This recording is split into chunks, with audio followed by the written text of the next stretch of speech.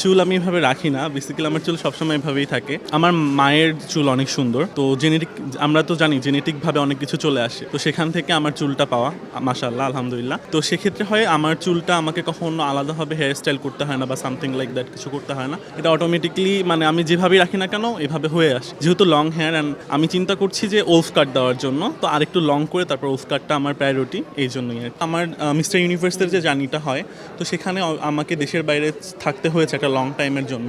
And যেহেতু আমি gold medallist ছিলাম ওখানে, বাংলাদেশে এখন পর্যন্ত ইন্টারন্যাশনালি কোনো বিউটি পেজেন্টে মেয়েদের তো হাইপ সবসময় থাকে, ছেলেদের হাইপটা একটু কম থাকে। সেক্ষেত্রে আমরা একটা পয়েন্ট মার্ক করা হিস্ট্রিতে, আই থিঙ্ক বাংলাদেশে এবার ফার্স্ট টাইম। তো সেখানে আমি আমার বেস্টটা দিয়ে ট্রাই করেছি। যেমন আমার ইউনিভার্সিটি ছিল বিজেএমইএ, তো যেহেতু ফ্যাশন রিলেটেড আমার ইউনিভার্সিটি, আমি ট্রাই করেছি আমাদের বাংলাদেশের ডিজাইনারদের ক্লোথ অ্যান্ড আমাদের দেশি পণ্য, আমাদের কালচার, আমাদের হেরিটেজ, এগুলোকে রিপ্রেজেন্ট করার জন্য। সেখান থেকে আমি চিন্তা করি যে আমার লুক, আমার the way, my talent and ওখানে অনেকগুলো সেগমেন্ট ছিল। যেমন হচ্ছে আমাদের ট্যালেন্ট রাউন্ড ছিল, আমাদের এরকম আপনার ইন্টারভিউ রাউন্ড ছিল, অ্যান্ড জাজেস রাউন্ড ছিল, ন্যাশনাল কস্টিউম রাউন্ড ছিল। তো সবগুলো রাউন্ডের মধ্যে আপ টু দ্য মার্ক পেয়েই কিন্তু বাংলাদেশ থার্ড। সো ওখানে একটা ভালোই আমার চেষ্টা করতে হয়েছিল। ছোটোবেলা থেকে আমার ইচ্ছা ছিল না মডেলিং বা আমার এদিকে আসার, যেহেতু আমার ফ্যামিলিটা সবসময় স্টাডি ওরিয়েন্টেড।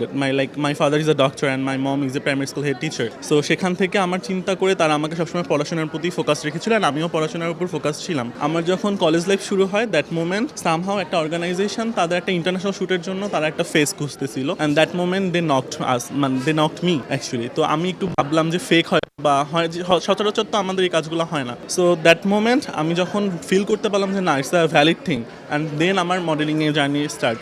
এটা আজ থেকে 5 বছর আগে, 2021 সালের কথা বলছি। অ্যান্ড এরপর থেকে আমার ম্যাক্স কাজ দেশের বাইরেই হয়েছে, বাংলাদেশের কাজ খুবই কমই করেছি। আর এই তো এখন আমি মুভি অডিশনের জন্য as a international model and as a representative of Bangladesh আমি চিন্তা করছি যে আমার নিজের জার্নিটাকে এবার অ্যাক্টিংয়ের দিকে নিয়ে আসার জন্য।